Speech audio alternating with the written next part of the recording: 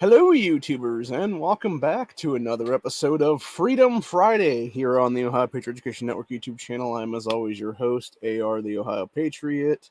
And for today's Freedom Friday, just like the last week, we're going to do a special. The special being remembering the Dayton Massacre and those lost on it 4 years later. Obviously, today marks the 4th anniversary of that tragedy. Preventable tragedy by a literal Antifa and BLM affiliated piece of shit that the mainstream media will never talk about that, though. And neither will pretty much any Democrat in the state because they know it's one of their fucking own that killed a bunch of people. Here's what it was. And that's the problem with most of these massacres. It's actually just the left doing them. And then they want to sit there and blame the right and gunners and everything else like that for their own failures in our society. So basically, we're going to talk about the Wikipedia thing here. And then we're going to talk about the actual piece of shit who did this whole thing and how he really should have been a prohibited person like 7 years before this even happened. So he should have been prohibited back in 2012, back when he was doing rape and kill us in his high school is what it was.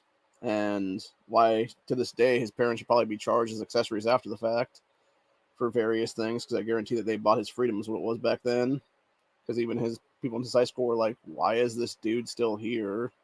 When he came back into the school days after he did that whole thing in 2012. And it's like, yeah,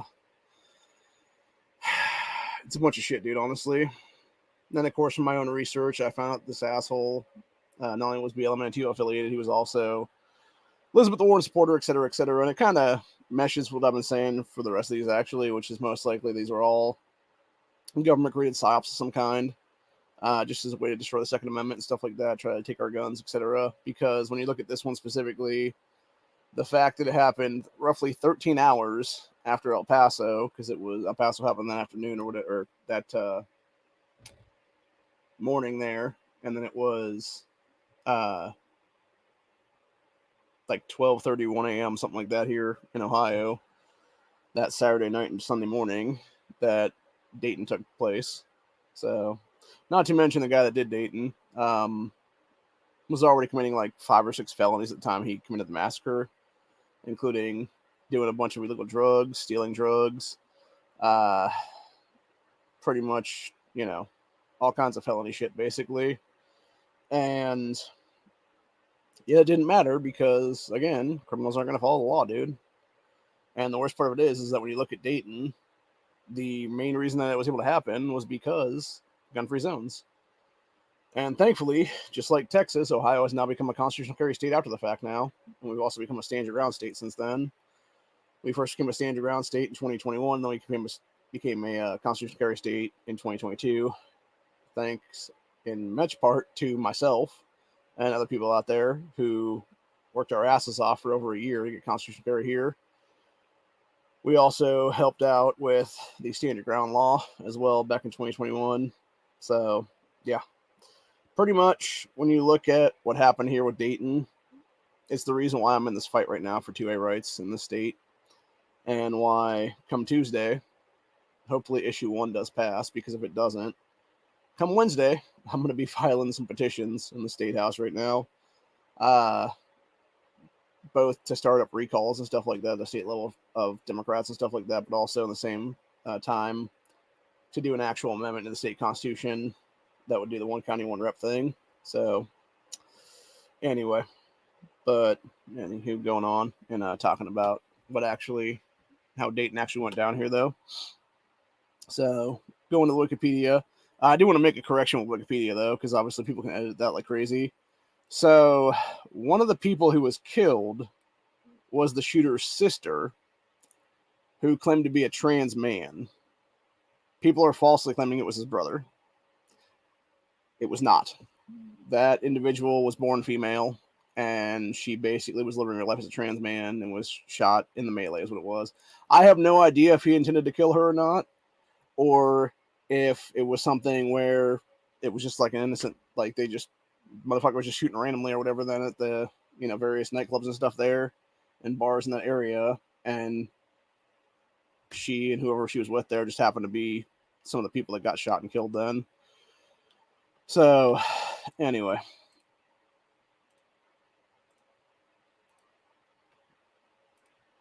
continuing on here, though. So, going to Wikipedia here. August 4, 2019, 24-year-old, sack of shit, Antifa and BLM affiliated piece of garbage, shot and killed 9 people, including his own sister, and wounded 17 others near the entrance of the Ned Pepper's Bar in the Oregon District of Dayton, Ohio. Meanwhile, at the time, anti-gunner Nan Whaley was actually mayor of Dayton. I'd also like to point something out leading up to this whole thing. Back in May of 2019, there was a rally in Dayton that basically involved supposedly 9 Klansmen, which I'm pretty sure all undercover feds is what it was. And then you had a bunch of individuals and groups and stuff like that come out to oppose those people, including BLM, including Antifa, including the Quakers, and a bunch of other folks. Nation of Islam was there. Just a bunch of leftist terrorist groups, basically, and the Quakers and a couple other people like that is what it was. And what's interesting is the piece of shit who did the Dayton Massacre was actually one of the people there that day, and had the cops actually done their job and start, looking into some of these fuckers, they may have been able to stop this on the spot right then and there 4 months earlier, but they didn't. And because of that, you had this sack of shit be able to go on and commit his atrocity a few months after that. So, or wait, did I say 4 months? I meant 3 months. 3 months earlier, because it was May of 2019 and it was August. So it would have been 3 months before that then. But either way, yeah, could have been stopped like roughly 90 days beforehand, but it wasn't. And that's a sad fact of life. And that's the thing. Nan Whaley has to be, should be held accountable on that one too, because she was this piece of shit mayor at the time. So, anyway, thank God she didn't win the governorship last year. Anyway, the piece of shit shooter in this case was fatally shot by responding officers 32 seconds after the first shots were fired. So literally they were around the block, and as soon as they basically turned a corner and went down the road a little bit is when this asshole walked up and started firing and stuff. In soft body armor, by the way, and that's why they had to basically kill him with rifle rounds, because he had pistol calibrated body armor at the time and was smoked with a, I believe it was a patrolman's AR, if I'm not mistaken. Anyway, this is a total of 27 people were taken to area hospitals. It is the deadliest mass shooting to occur in Ohio since 1975. Easter Sunday Massacre. So a search for the shooter's home, or of the shooter's home, found evidence that showed an interest in violence and mass shootings, and that he expressed a desire to commit one. So despite describing himself as a leftist and voicing his support for Antifa, a preliminary assessment did not indicate that he had a racial or political motive. Bull fucking shit, he didn't, dude. 100% this was a leftist killing. So the attack occurred just 13 hours after the El Paso shooting in Walmart. So the shooting, 2 hours before the shooting, the gunman was seen entering a bar with his sister and a friend in the downtown Oregon Historic District of Dayton. At around 12:13 a.m., he split off with the other two and was recorded leaving the bar. At 1:05 a.m., eyewitnesses reported that a man opened fire at the entrance of Ned Pepper's Bar in the historic Oregon District. He was carrying a firearm that included parts of a semi-automatic AR-15 lower in a pistol configuration. I love what they say with, like, whoever wrote this is a fucking idiot, by the way, because they're coming with a shortened barrel. It wasn't, dude. It was literally the motherfucker made an AR pistol. He made an AR pistol with a fucking brace on it. And he had a 100-round drum in the fucking gun. That's what actually happened there. I can tell you that firsthand.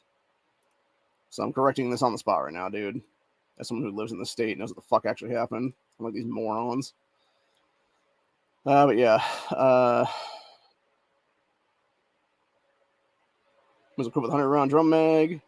Fired 41 rounds into the crowd in less than 30 seconds, fatally shooting 9 people and wounding 17 others. In addition, 10 people were injured by other causes, like trampling and stuff like that, bringing the total amount of injured to 27. So here's the thing about that, though. So they say that he was actually the one that killed everybody, but that's not the case at all. He killed most of them. I'm going to admit that one. However, when you look at the actual footage that's out there, there's footage that exists. I'm not going to show it on this channel because I'm not going to risk getting a channel strike over it. It's footage of him running like a little bitch towards the entrance of stuff of the bar there and stuff.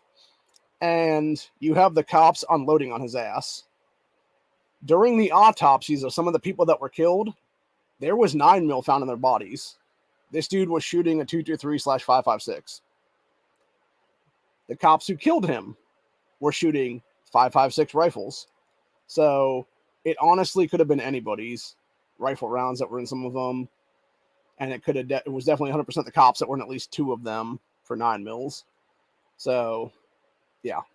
It was, and I'm not going to sit there and say that those were the lethal shots that were fired or whatever the case, because I think that when they did the autopsies and stuff, it was like arms and legs and stuff that got hit by police rounds and stuff like that. But who's to say it wasn't a lethal round from one of these cops' handguns or something like that as well, though? So I would say roughly, if I'm going to guesstimate here, he probably killed 7 of the 9, and then the cops probably killed the other 2 is what it was. And then obviously he injured some more, and so did the cops as well on that one, which makes sense because, again, you're having a fucking firefight, a fire exchange between you and an active shooter, and you're basically just trying to put down the threat at that point. Like, you know, knowing what I know now, 4 years later, of how these major city cops operate, dude, oh my God. Ohio police are fucking terrible when it comes to actually having, like, a good perceptive backdrop of knowing what you're firing at and what is behind it. So, yeah, they're not good at that, man. They're not good at that at all. And not only that, but there's other states as well that we've seen that in. I think Colorado was one of them as well, if I'm not mistaken, where you had police just unload on somebody and there was like 10 people behind them that were injured in like various ricochets and shit like that, and like shrapnel and whatnot. So, yeah, just not good, man, entirely. Again, this is just another reason why we need better police training in this country is what it is. And, you know, knowing how to, you know, stop an active threat while at the same time, like, you know, not injuring innocent bystanders is what it is. So, anywho. Continuing on. All right, so we got 27 injured. So according to Dayton Police Chief Richard Bell, 20 seconds after the shooting began, law enforcement officers were already on the scene and engaged with the gunman. Within 32 seconds, first shots being fired, gunman was shot dead. An autopsy report released on December 6th of 2019 showed that he was hit with 30 rounds from the cops' various guns. Said police evacuated many nearby night venues and warned Dayton residents to stay away from the Oregon District. Victims. Miami Valley Hospital received 16 victims from the shooting, of which 5 were admitted, with 1 in critical condition. Kettering Health Network comprising 9 hospitals in the area received 9 victims, with 3 in serious condition and 3 in fair condition. By 10 a.m. the next morning, 15 of 27 hospitalized people had been discharged. Police reported that all the fatalities occurred outside the bar on East 5th Street. 9 dead included 6 men and 3 women, so I'm guessing actually it would have been 5 men and 4 women biologically. 6 black and 3 white. 4 of the dead were in their 20s, 4 in their 30s, and 1 was 57 years old. I believe that was that Fudge guy I'm trying to remember now. If it's him that was named Fudge, or if it was his son that was named Fudge, because one of the 2 survived, and they're now trying to sue people over the whole thing because their father was killed in that massacre. As is a bunch of the others using Bloomberg dark money and stuff like that. And it's a bunch of crap entirely, dude. It's all a bunch of frivolous lawsuit money. Literally paid for by Bloomberg and anti-gunners like that. So, anyway.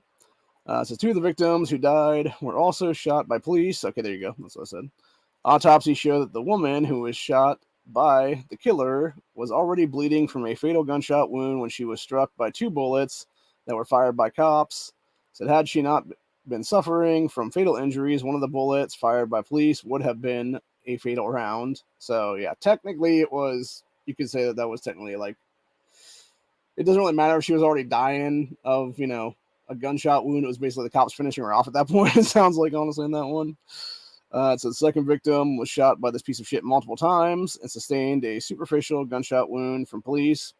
As a result of the findings, Montgomery County Coroner Dr. Kent Harshberger ruled that the deaths were caused by him and were not a result of police gunfire, even though they technically should have been both at that point, honestly. Then, of course, he talks about the perpetrator, who we're not going to talk about, just the fact that he was 24 at the time of the shooting, and he was killed like the bitch that he was. So, according to police, he had minor traffic offenses on his record. Yeah, because he literally was not charged with the fucking rape and kill list that he created in 2012. He also wasn't charged, by the way, and this is something else people never talk about, this asshole, but I will because of that. This is all stuff I learned within days after this, 4 years ago. The son of a bitch who did this, not only was he Antifa BLM affiliated, he was dating a woman who was already engaged to another man. She drove him to the home of one of his exes, and he was leaving basically death threats on that girl's doorstep. Yet was not charged with that shit because, again, this chick didn't bother telling the fucking cops, hey, this guy might be a threat to society. He might actually be, a danger to himself and others. Things that would actually cause a 5150 psych hold, aka the Baker Act, that doesn't need to have red flag laws installed to actually enact it. And that's the thing, like right then and there, he would have been deemed nuts probably, because he literally, the thing about it was he also stole his mother's medication and was downing a bunch of like Xanax or Zoloft or something like that with a bottle of fucking booze that night, right before he did this massacre. And so what you ended up having was you had him already committing felonies there by stealing, prescription medication and stuff like that. And then he also, I believe, if I'm not mistaken, was doing cocaine that night too on top of that. So he had illegal drugs on him. He had stolen prescription drugs on him. So 2 felonies right there. Doing both of those things, which technically I think would be qualified as another felony. And then went and did a massacre after that, dude. So, and it makes sense when you look at the video footage that the guy was a coward ass pussy is what it was.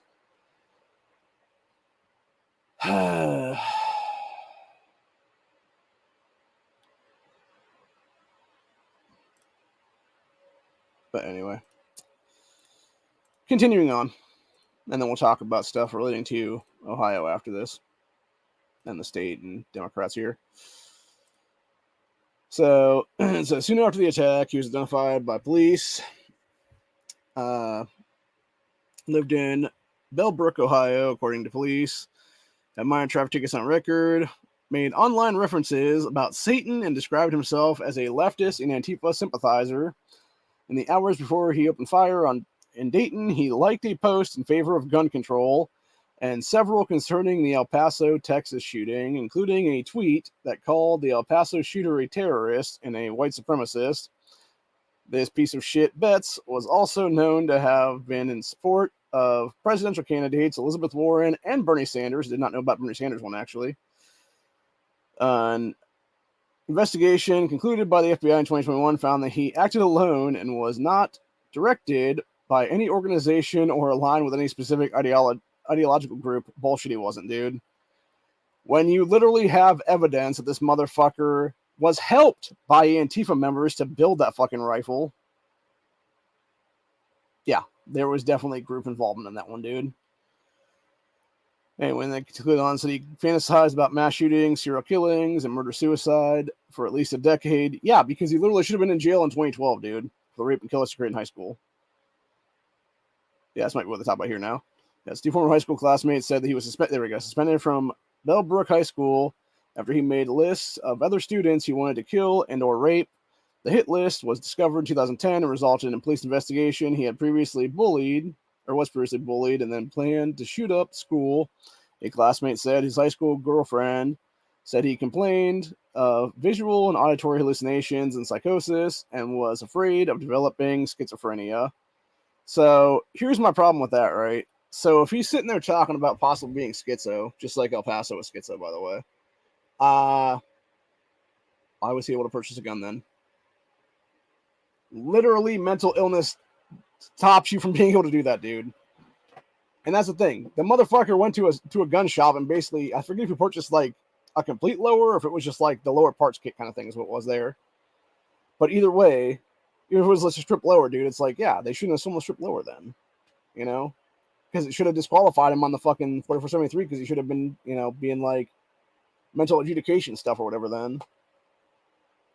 Which I think the only reason he probably didn't click that box is more likely because he was never actually charged mentally adjudicated and stuff like that, or mentally deficient, if that be the case, because he was never actually locked in a fucking psych ward where he should have been. Because his parents literally had all the money to get him off, is what it was. So, anyway. Continuing on here. Oops, sorry. Thought I was hitting my, button there to make myself an icon. Yes, investigation on August 4th, police and FBI searched the shooter's home and found evidence that showed interest in violence and mass shootings, and that he had expressed a desire to commit a mass shooting. Preliminary assessment did not include the shooter had a racial or political motive, except he totally did because he was deep affiliated. He was literally a leftist killing anybody that wasn't, and even some that were.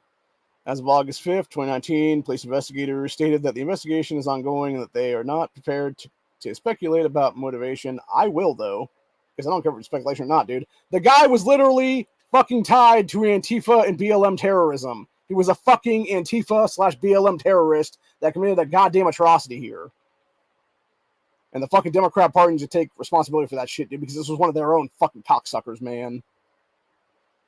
So on August 5th, Dayton Police Chief Richard Bell stated that we have a lot of evidence to go through based on where we were at as of now. At the time, we are not seeing any indication of race being a motive here, even though most of the people he killed were black, is what it is.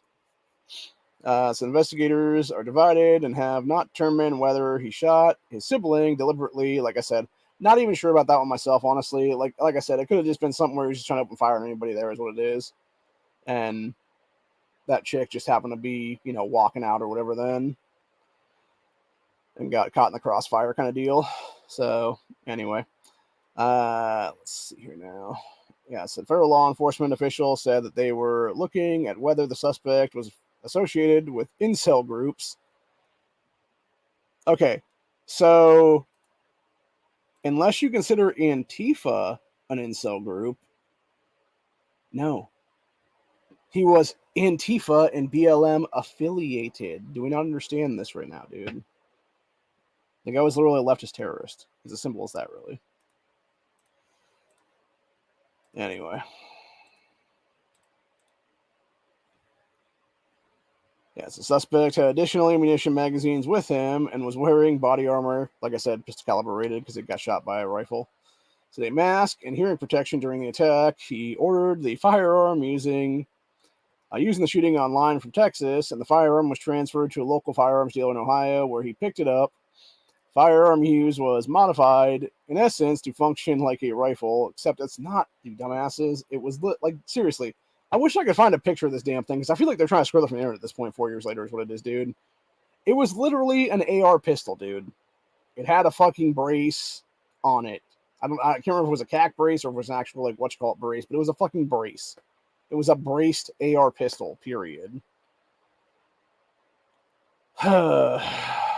Yeah, right there. And then it says after the fact. So according to Dayton Police, photos released by Dayton Police show an AR pistol with a pistol brace. Yeah. So they're an AR with a brace. That's what it was, dude. August 15th, Montgomery County coroner announced that the piece of shit shooter had cocaine, alcohol, and Xanax in his system, and also had a vape pen and a baggie containing cocaine in one of his pockets.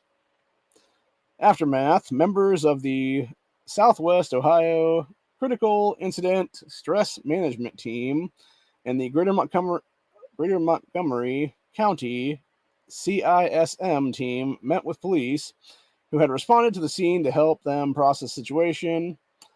The team included mental health professionals, police officers, firefighters, medics, and chaplains.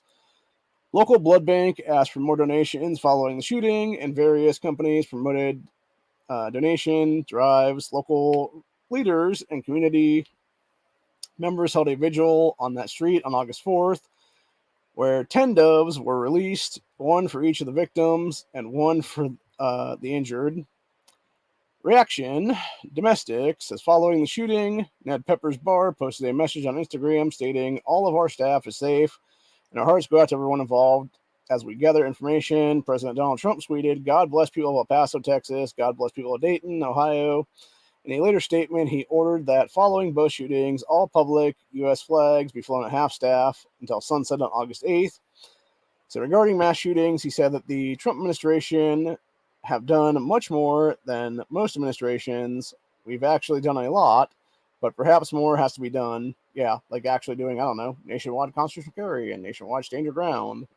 Something we've actually passed here at a state level now since then.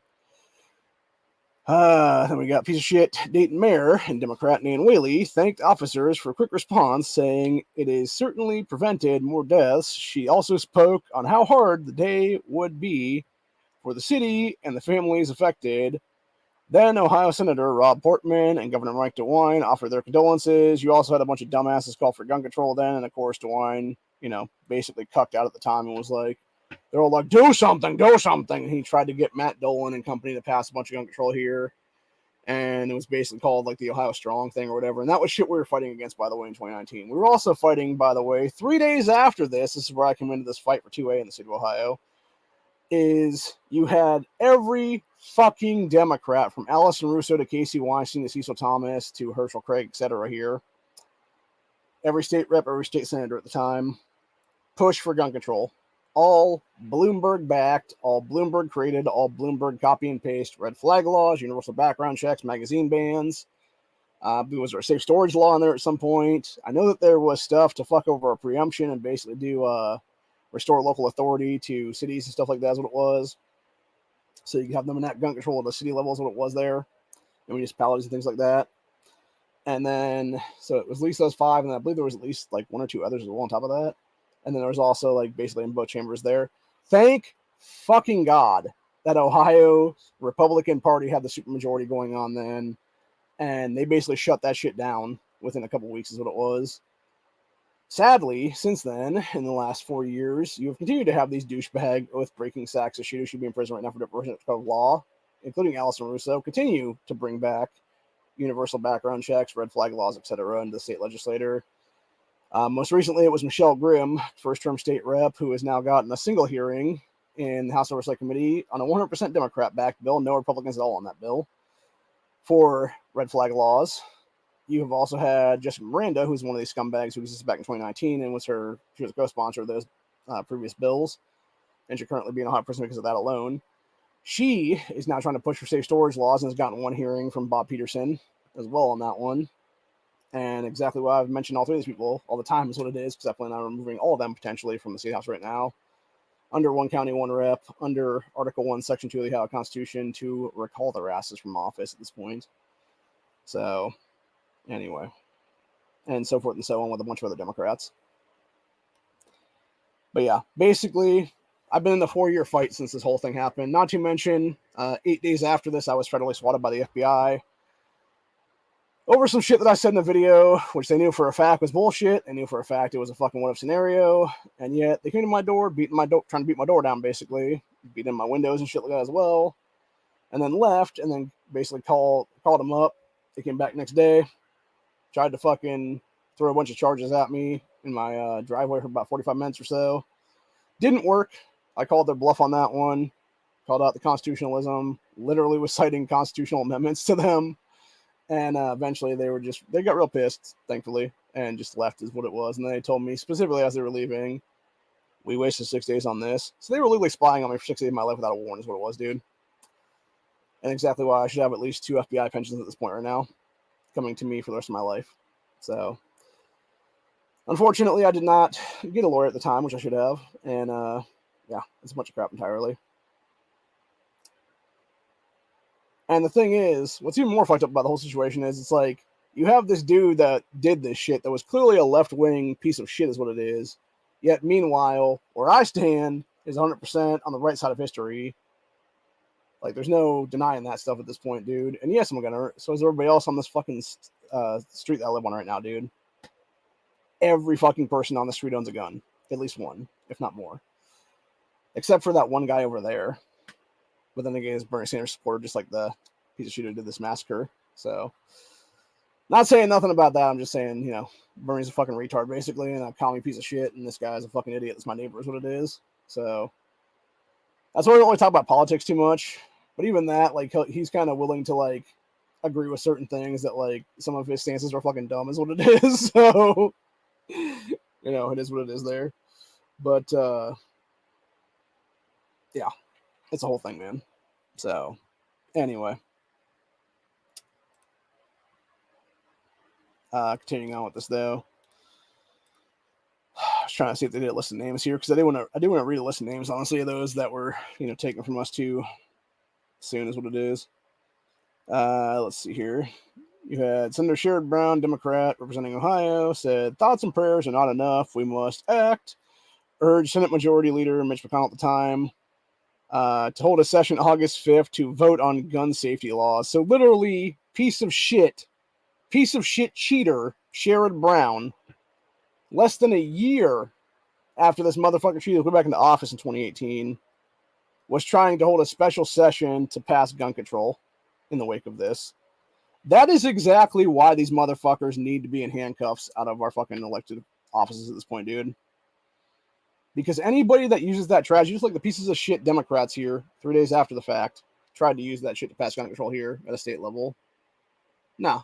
When you're using that 1 day after the fact, dude, you are the biggest fucking scumbag, Hitlerian, tyrant wannabe, dickless sack of shit cunt, Sherrod Brown, ever.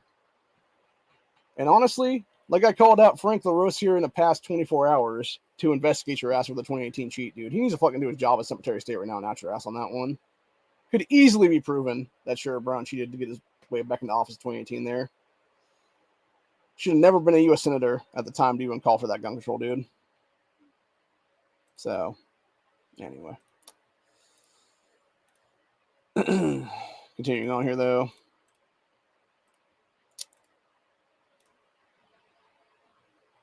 Got Ohio House of Reps representative at the time, Candace Keller, posted an essay on her personal Facebook page blaming the shooting on several factors, including recreational weed and the breakdown of the traditional family. Weed had nothing to do with it, Candace Keller. It was all coke and Xanax, so it was literally illegal drugs, and it was big pharma drugs. Said due to causes including transgender rights. Said her statement was criticized by Cincinnati City Council member Chris something or other, Butler County Sheriff Richard K. Jones, and Ohio Republican Party Chairwoman Jane Timken, who actually called for Keller to resign. She didn't resign, by the way. She actually ran for state senate and then failed in that. Or actually, I'm trying to think. Was she still sitting? I'm trying to remember now. I think she ran for state senate in 2020, and then she failed there, is what it was. So it would have been about a year after this then. She didn't resign, though. It says following El Paso, which occurred 13 hours prior, multiple Democrat 2020 presidential candidates called for political action to eliminate gun violence in the United States, aka call for gun control, including sacks of shit who should be out of office right now, Cory Crackhead Booker, piece of shit Pete Buttigieg, dipshit Tim Ryan, who literally called for the mass murder of MAGA people here in the last about year or so when he was running against J.D. Vance in the 2022 midterms for U.S. Senate. Piece of shit Bernie Sanders, who's talking about office, Elizabeth Warren, who supporter of both of these fucking assholes, was the mass murderer, supported both Bernie Sanders and Elizabeth Warren, and of course, cocksucker Andrew Yang, who I was fairly swatted over. Yeah, fuck you, Yang, you sack of shit. It says President Trump visited El Paso and Dayton on August 7th. In Dayton, he spoke to hospitalized victims, medical staff, first responders. White House posted photos of what happened there, et cetera, et cetera. And then top international stuff. But we are going to talk about, actually, though, is we're going to talk about a list of the names here, if we can find them real quick, because we do want to. I'm trying to see if they have a list of victims here or not, because it's interesting to me that they just talk about the victims here. They don't actually talk about who they were, right? But yet they go on this whole thing about who the perpetrator was. And why is that, man? Why do you give more coverage to the piece of shit who committed the massacre than those who were murdered by the sack of shit, right? It's fucked up, man.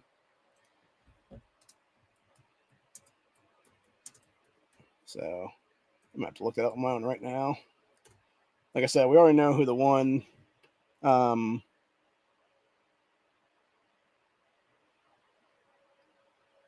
of the victims was. It was the sister of him. Yeah, and even there, back in January 12th, 2022, Dayton mass shooter didn't target sister, according to police, is what it was there. This is from a local Fox 8 affiliate here. Okay, so let's see. Do we actually have the names of everybody, though? Like I said, I wouldn't be surprised if it was something where she was just walking out and he started blasting, is what it was then. So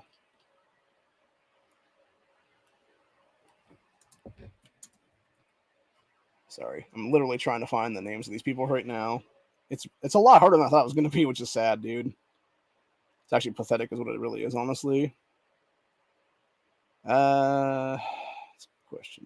Will they give me the actual names here? Trying to find. You would think too, like El Paso, they had it like right there, dude, with all that stuff. Like you would think they just have like the names of these people. Jesus Christ, but they don't. Oh, here we go. This is a local affiliate that I had to find here now for it. Okay, so these are the people that were killed then. All right. So going ahead and grabbing this up right now. Yeah, so 9 people were killed in a mass shooting on August 4th, 2019, Dayton's Oregon District. Brief looks at each of them over the last week. They did this last year is what it was. So we had the first one there, which was a black female named Louise Oglesby, 27. She was a mother of 2. I believe it is her aunt right now that is basically using Bloomberg money to try to go after gun companies and stuff like that, and try to sue gun companies, and also the mag manufacturer, the 100-round drum, which is KCI. Completely unconstitutional, dude. They're all covered underneath the Lawful Commerce and Arms Act is what it is. The only people that need sued is the anti-gunners like Bloomberg and stuff.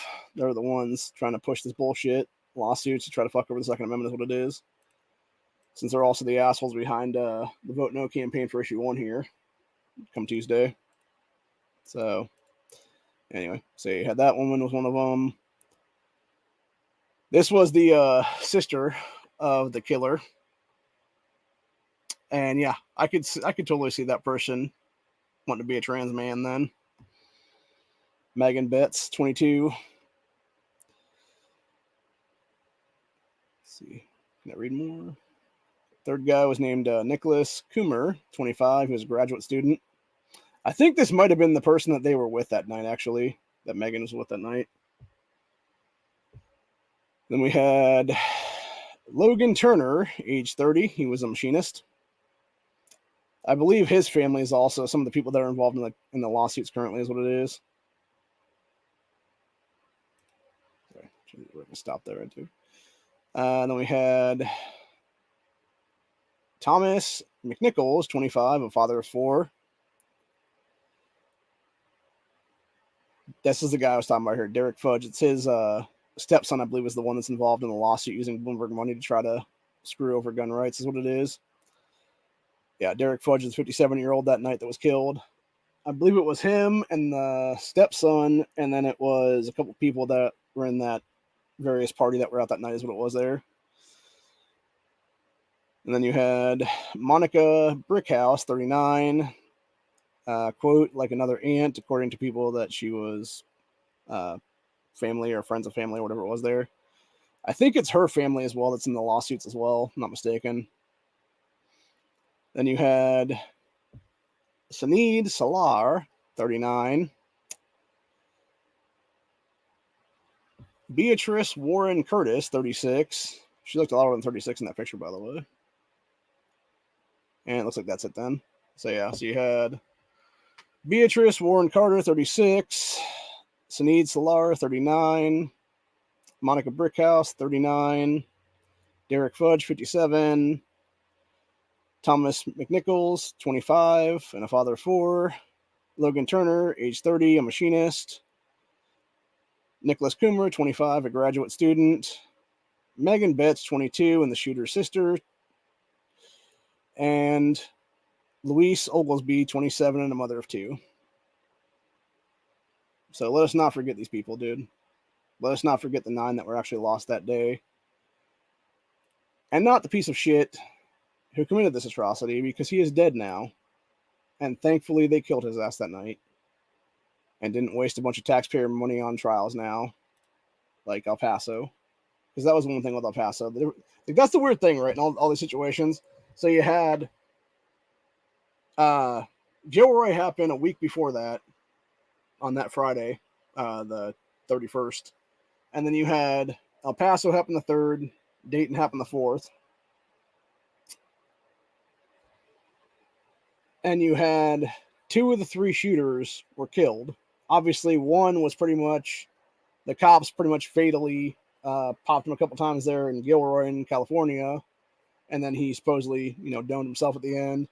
The piece of shit who did El Paso tried to run for it and then surrendered to the cops later on. And this piece of shit in Dayton literally ran like a bitch towards the thing with his gun in hand and was smoked by the cops then. So,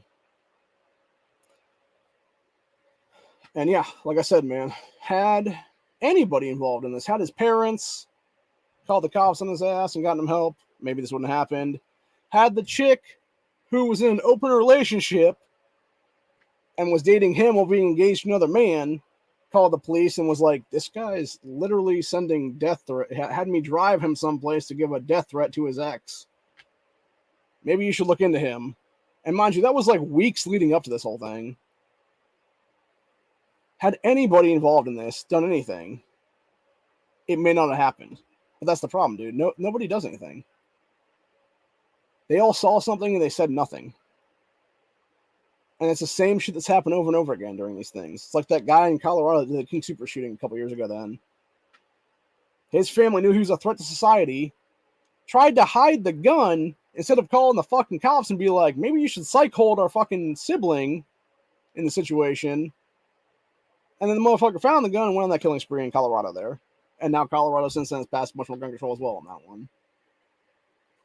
So, yeah, it's a bunch of shit, dude. And the fact that I'm still sitting here 4 years later having to fight for my rights and having to fight for the rights of other Ohio gunners in this state right now from having our rights trampled upon by the left, the pieces of shit whose party affiliation this asshole was tied to and will never take responsibility for that actions, but will sit there and pass the buck and try to blame the gun and try to push for gun control and do the good tyrant thing, just like good tyrants love to do, man. You can't have tyranny without having tyrants. Instead of actually saying, no, this dude was clearly a domestic terrorist. He was clearly tied to BLM and Antifa terrorism. Maybe we should label those groups as domestic terrorists that they are and have been forever. And that's one thing Ohio should do, honestly, at this point. The fact that we have not labeled both the Antifa and BLM as domestic terrorist organizations in the state is absolutely ridiculous when they both are. When you had the shooter literally being tied to both of them, but you had only one of them actually being mentioned in the Wikipedia article being Antifa, even though he himself on his Twitter account that the feds didn't get a chance to scrub before everything happened. That's exactly why I believe this was, just like El Paso and Gilroy before it, 3 U.S. government created psyops because of the fact that you had Gilroy was pretty much scrubbed pretty quickly. El Paso was scrubbed like a motherfucker before it even really happened. And then 13 hours later, this piece of shit Betts goes on that killing spree in the Oregon district in Dayton. Social media up for like a day or so before they got to it. And it was people like myself and other internet sleuths and stuff like that going and finding all the information that was labeled on that Wikipedia page then about the guy being Elizabeth Warren and Bernie Sanders tied, Antifa tied, etc. there. And there's other stuff there too as well for that matter. Like the BLM affiliations and stuff. And that's the thing. And then after the fact, they tried to scrub all the information is what it was from the internet there, but they obviously failed. I knew it was going to go eventually is what it was. So they let at least some of it out, seems like then. But that's my problem right there. It's like they don't let some of it out, they don't let all of it out is what it is. And it kind of makes me wonder, it's like, did this fucking psycho go too early? Because it was basically Saturday night into Sunday morning. And I'm wondering if it should have been Sunday night into Monday morning is when he was actually supposed to do this massacre to begin with. And he went early instead of, going by the handler's fucking arrangement or whatever there. Who knows? I don't know. It's hard. It's really hard, man. It's all speculation, honestly, in most cases. But yeah, to me, it just seems like the guy was 100%.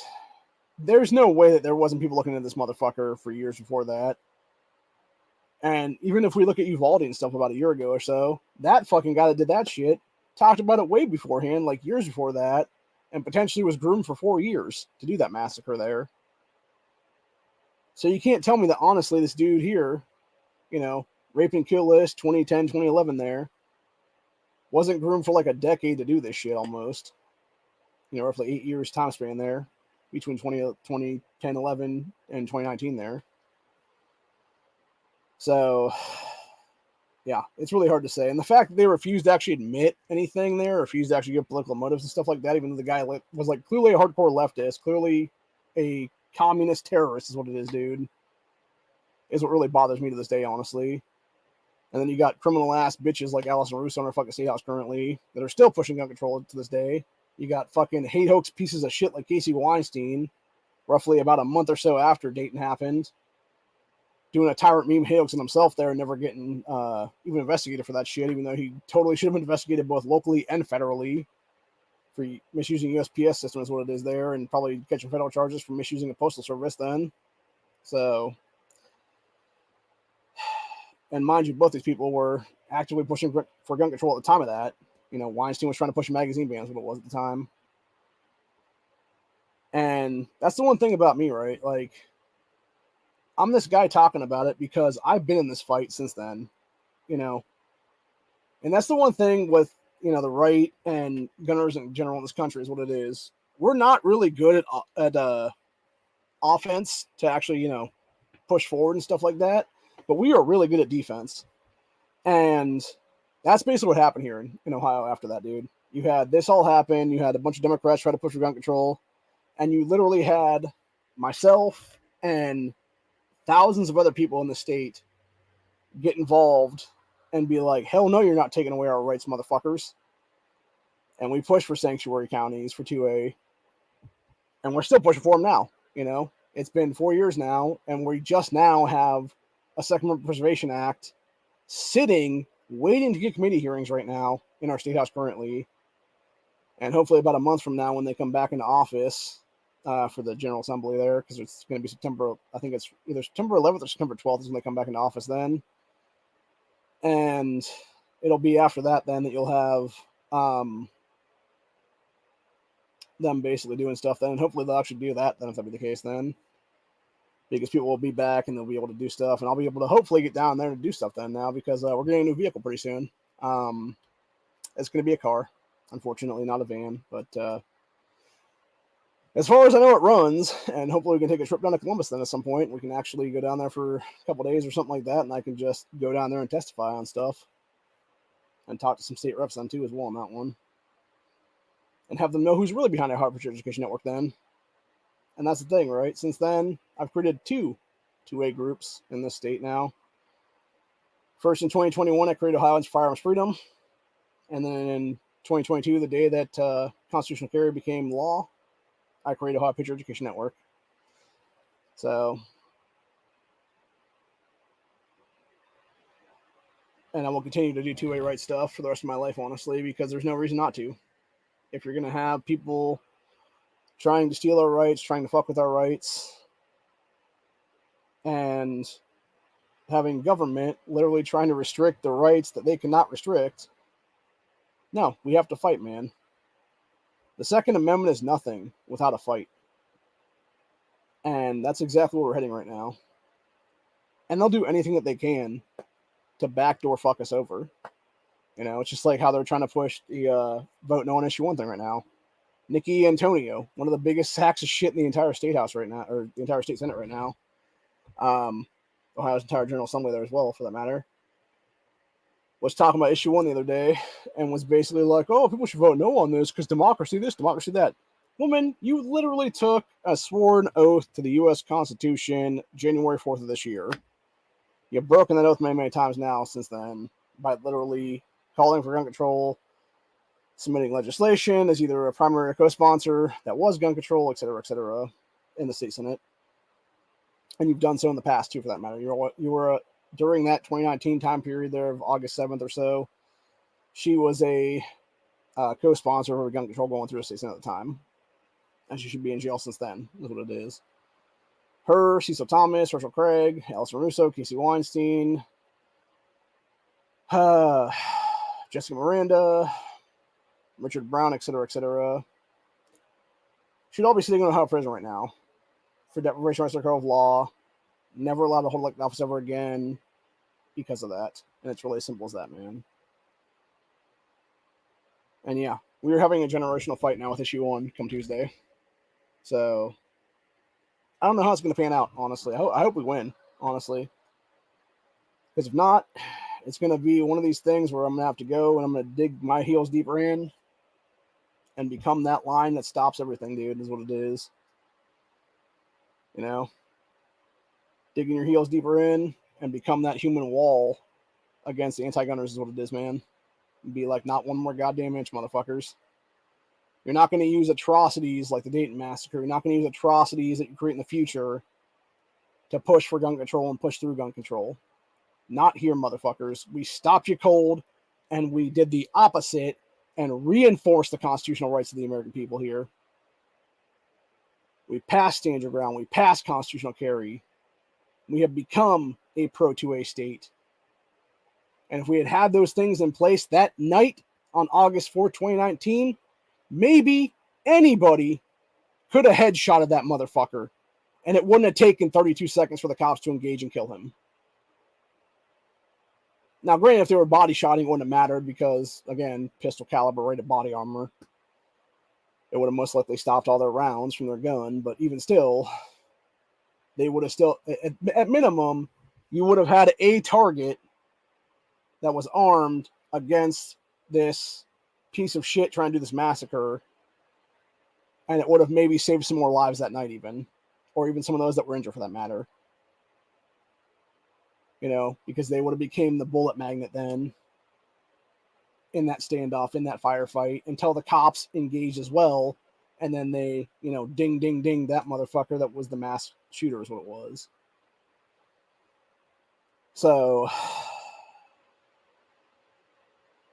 I don't know. I haven't think about that time, honestly, dude. It's a scenario that I've run through my own head.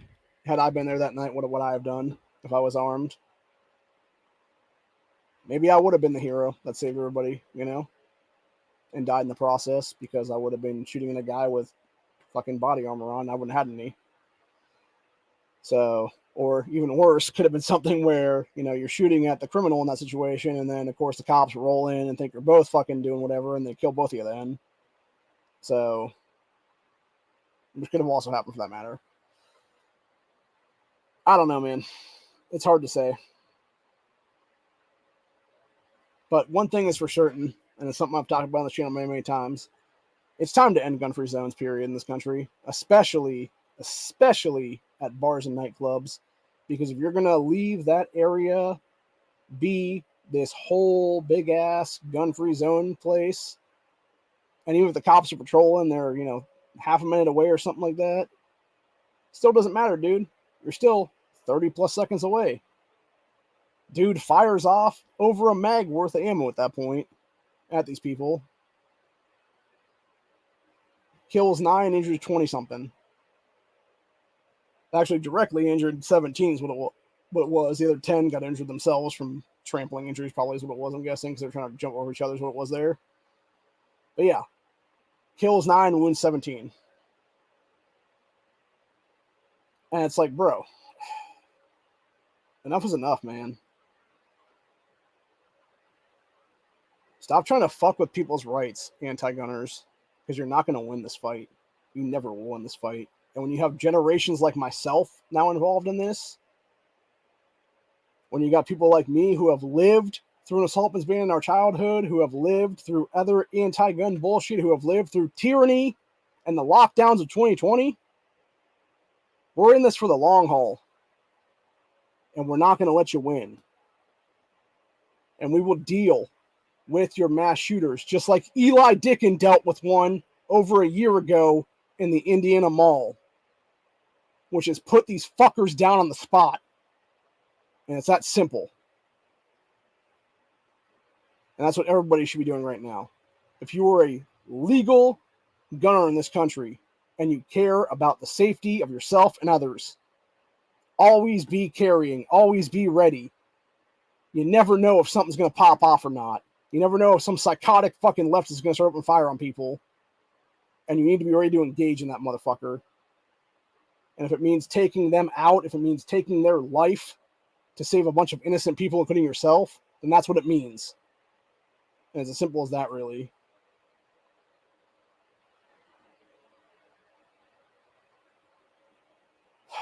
My prayers go out to the dead today. Obviously, all those that were lost 4 years ago. You shouldn't have had to lose your lives that day. And your idiot fucking family members sure as shit shouldn't be using your fucking funeral and your grave to grandstand on, to push for more gun control and to try to sue gun and mag makers to get a payday using that piece of shit Bloomberg's lawyers. Which is exactly what we've seen here in the last couple of years now. All I can hope is that there's a bunch that goes up to various courts and some judges just toss that shit out, is what it is, man. Because it's all frivolous lawsuits at the end of the day. So, anyway. I'm just sick and tired of all of it, honestly, man. And like I said, the fact that we got issue 1 coming up on Tuesday, I'm going to go vote yes on that, obviously. I encourage everyone else in the state to do the same. Protect our Constitution from outside interests like Bloomberg, like MDA, Soros, ACLU, Planned Parenthood, etc. there. All you have to do is look at the list of people that are against this stuff, dude. It's every anti-gun organization that's actively funding the Vote No campaign on issue 1. It's all the Soros proxies that are funding it too, for that matter. You don't need a bunch of literal leftist billionaires that are trying to do population control in this state, in this country, to have any access to our state constitution ever again. And it's as simple as that, really. It's time to enshrine the 60% threshold. It's time to enshrine that every county in this state has an equal say in any amendment that comes forward, is what it is. And it's as simple as that, really. And it especially means cutting off the anti-gunners where they're going to try to strike next, which is at our state constitution, with Article 1, Section 4. I will be damned if I do not stop this shit myself, and with the help of other people on top of that, that we all come together as a collective whole, pro-gun side, pro-life side, etc., work together to fight against this tyranny. Because that's what it is, dude. We are literally living through modern day history right now. You're going to look back 20, 30 years from now, and what I'm talking about currently is going to be in the history books of generational fights, of people being able to stop tyranny in its tracks. Or they sat there and they decided, no, we're actually going to vote through something. And then it didn't get stopped in its tracks. And then you had to have people fight after the fact for their rights. It's exhausting, dude. It really is. It's exhausting to have to fight for your rights continuously because a bunch of elitist assholes, a bunch of globalist pieces of shit want to use some fucked up individual to go commit an atrocity and then use that to push for gun control. Fuck that. Never again, dude. Never again. We will continue to be a two-way state in Ohio, and I will continue to fight for the rights under the Ohio Patriot Education Network moniker and under Ohioans for Firearms Freedom. And I encourage others to join the network, to join the 2A rights groups in this state, to join Ohio Gunners, join OPEN, to join Buckeye Firearms, even for that matter. You know, if there's one thing that we all agree on, it's that issue 1's a good thing, honestly. So, anyway.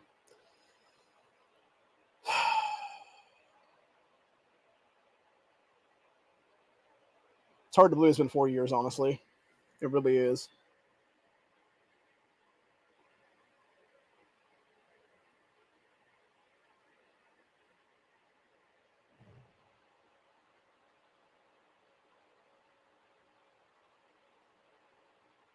Sorry, just doing semi-moment silence here is what it is. So, anyway.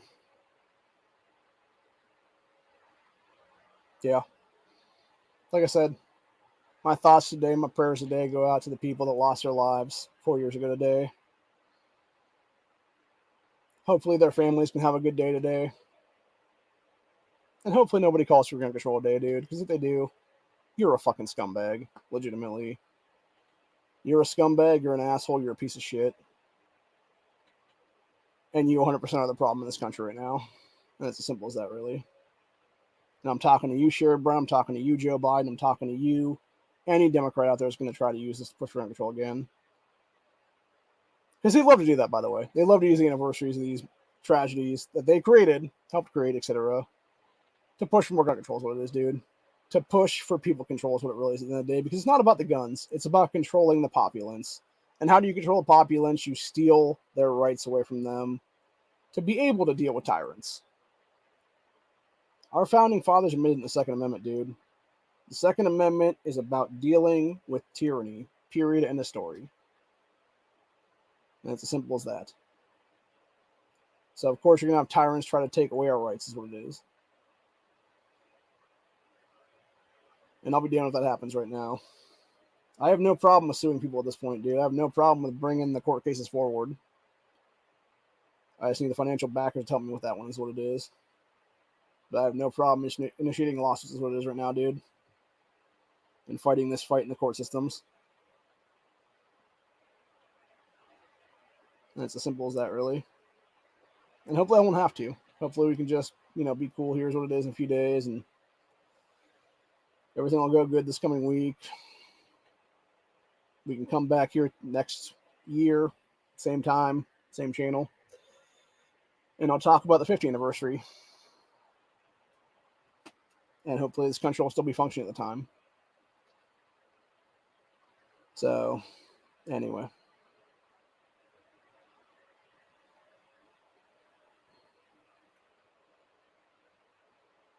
But yeah, just to reiterate, 9 individuals that lost their lives 4 years ago today.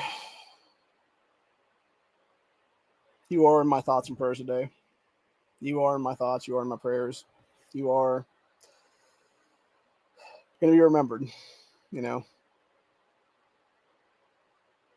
hopefully others remember these people too, for that matter. And like I said, every year going forward, I'll keep doing these things.